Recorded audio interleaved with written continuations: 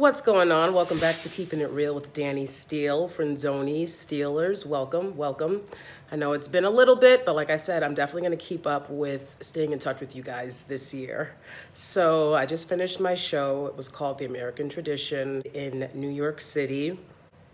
You know, it was one of these shows that they had a hard time casting because of the subject matter, which was race in America.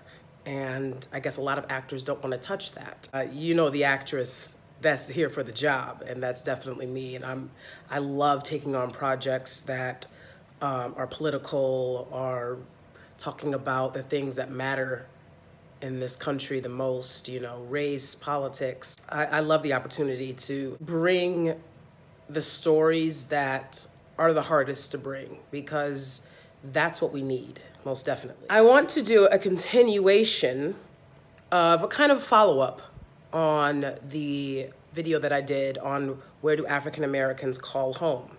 So there's been a lot of talk lately about reparations, particularly for the descendants of American chattel slavery. And I want to touch on that a bit. So again, like I said, I did a video called Where Do African Americans Call Home? And I did that video probably over a year ago. Okay, so I've been talking about this for a while as well. I know that there's other people on YouTube talking about it. I don't really listen to them. I don't listen to anybody on YouTube about this. I've seen a lot of facts. I've gotten a lot of facts from other people on Twitter. If you guys follow me on Twitter, DanieSteel, and I happily retweet and share the information that I find and discover from them. But my knowledge of ADOS, or American Descendants of Slavery, I also do prefer the acronym Descendants of American Chattel Slavery, DACS. So I kind of use those back and forth. African American can be pretty hazy because basically, if you're Black in America, you're African American because that's where everybody came from. Technically, everyone's African American, right? Because that's where the first person came from. So anyways, I appreciate that the term ADOS has been used. It's not just for the purpose of a group of people talking about, give me some money, all right? I'm gonna be very honest. I don't need, I'll take a handout, but I don't need a handout, and I've never gotten one. I'll take it, but stop pretending like that's what's going on here. Will we receive reparations? Will the descendants of American chattel slavery receive the reparations that they are owed by this country? I don't know. I addressed this at talkbacks for the show that I did as well, because like I said, this goes beyond asking for a handout, asking for reparations. I've gotten the information that I've gotten about this from a book that I've recommended over and over and over again for people to read. I read it about 3-4 years ago. The book is called Post-Traumatic Slave Syndrome by Dr. Joy DeGraw, okay? I've recommended that people read this book because I feel like people are not making the connection between post-traumatic slave syndrome and the descendants of American chattel slavery being owed reparations. So Post-Traumatic Slave Syndrome by Dr. Joy DeGraw lays it all out very clearly. Whoever has to do the work, to make reparations happen, all they would have to do is read the book. She has her resources and, index of where she received her information from. And there's books on books on books. And the knowledge just continues and goes on and on and on. And it's very clear. If somebody lays something out for you and it's clear, then that's it. I don't go back and forth about facts. So I'm going to read to you guys a couple of things from post-traumatic slave syndrome that really stick with me in the argument that descendants of American chattel slavery, or American descendants of slavery, are making right now in their political journey to really be a voice. I talked about, and in the comment section, I really appreciated the very insightful responses that I got. It was some of the best responses I ever got and gave me really great hope for American descendants of slavery, that, wow, we really do understand that, like, America is our home. We've been here for hundreds of years. It's all we know, the culture of African Americans, of Black Americans, the culture of the descendants of American chattel slavery. That's what we know. And this country is ours as much as it is everyone else's. But yet we've been relegated to a certain position in this country, and that's not right. It has been because of my proximity to whiteness. It has been because I'm blessed enough to say, no, I don't need a handout, but my people deserve restitution and reparations for what you put us through, period. And I would fight for that if I wasn't a Black person, just knowing the facts. I happen to be, you know, a so-called African American. I happen to be, you know, a Black American, and so it applies to me directly. Reparations. I'm gonna need those reps. And any candidate that's not talking about reparations, no, I don't, you know what I'm saying? I don't expect it to happen before the next election. But Kamala Harris tweeted about the mortality rate of Black American women being higher than anyone else, regardless of socioeconomic status. So it's not a class issue then. And Kamala Harris says, hey, if you vote for me, I'm going to make sure that some legislation is put into place where this is addressed. But shouldn't that have already happened? Because that's what this country is telling us. That's what we've been told. There is no problem. Stop pulling this card. Stop pulling that card. You have no right to talk. You weren't a slave. Okay, but what about these mortality rates? And like I said to some fool on Twitter, the whole I never owned a slave argument, that's great. Did your daddy own a business? Did your granddaddy own a business?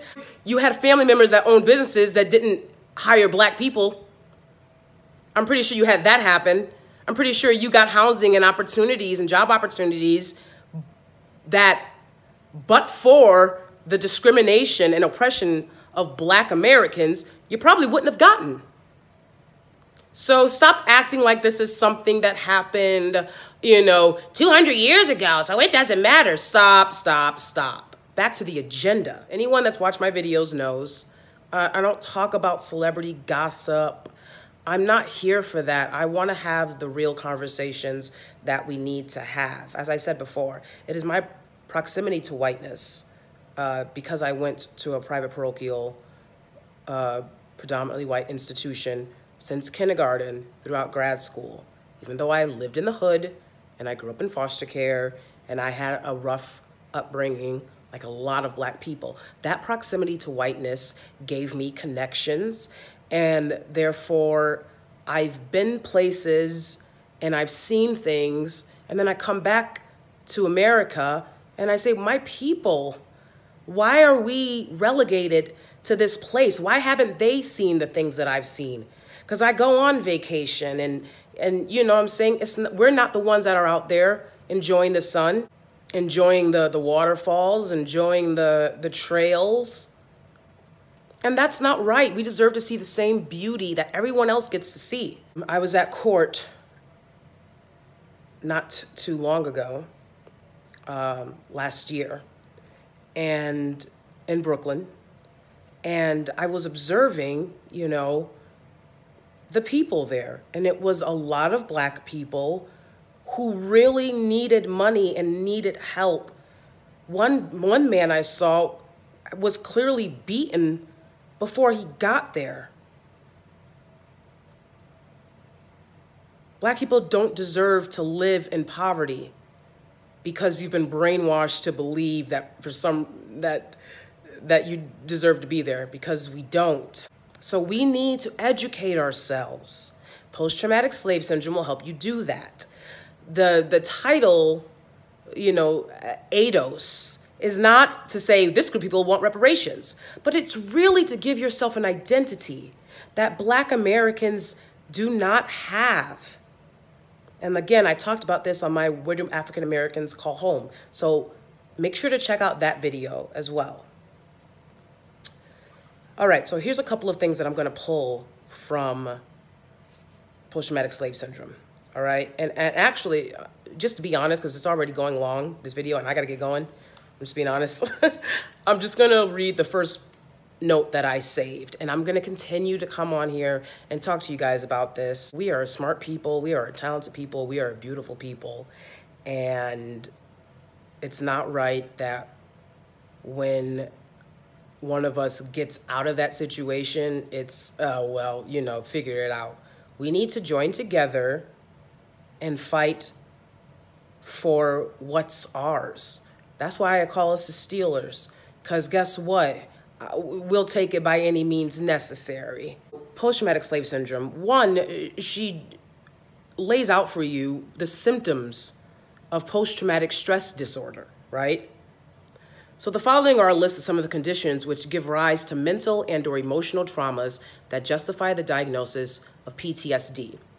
A serious threat or harm to one's life or physical integrity, a threat to or harm to one's children, spouse, or close relative, sudden destruction of one's home or community, seeing another person injured or killed as a result of accidental or physical violence, learning about a serious threat to a relative or a close friend being kidnapped, tortured, or killed. Stressor is experienced with intense fear, terror, and helplessness. Stressor and disorder is considered to be more serious and will last longer when the stressor is of human design. Some of the symptoms of PTSD include intense psychological distress at exposure to internal or external cues that symbolize or resemble an aspect of the traumatic event, psychological reactivity on exposure to internal or external cues, marked diminished interest or participation in significant activities, feeling of detachment or estrangement from others, restricted range of effect, sense of foreshortened future. In other words, does not expect to have a career, marriage, children, or normal lifespan, difficulty falling or staying asleep, irrationality or outburst of anger, difficulty concentrating. Now, I know that I can relate to a lot of those, from having to grow up in the hood in foster care, as a poor Black kid around a lot of wealthy, predominantly white kids who weren't experiencing what I was experiencing, but I had to go to school and mimic their behavior. That's what we're asked to do in this society. So give me some reps so that I can really do that. I'm going to do another video, and we're going to touch base on this again. But I want y'all to keep in mind, there was a reason. They knew what they were doing when they didn't give the formerly enslaved and the descendants of American chattel slavery that 40 acres and a mule. They knew what they were doing. 40 acres. All those Black people, 40 acres of American land. Now, if you're following suit from the people that you're around, what would you do with that? You'd build your own community because you know good and goddamn well they don't want you to be a part of theirs. And you would have had a whole other state with their own military, businesses, resources, especially the way Black people built and moved. So they knew what they were doing. Now they want to tell you they don't want to give you some chump change. It's chump change. Should have gave it to the formerly enslaved. You didn't. That doesn't mean that you can just walk away. So we're going to talk about this more. Leave your intelligent comments below. Idiotic comments will be deleted, and you will be banned and blocked from this channel. I'm not here for your fucking foolery. I don't give a fuck. All right. Thank you so much for watching. I really appreciate it, you guys. Make sure to like, subscribe, and share. And make sure to go out and get that book, Post-Traumatic Slave Syndrome by Dr. Joy DeGraw. okay? ADOS, American Descendants of Slavery, is about more than just saying we want reparations. We want identity and we want acknowledgement for how we contributed to this great country. And that's not a lot to ask for. I've always asked for what I wanted and taken what I've wanted. And that's what we need to do. All right, I'll see you guys next time. Bye.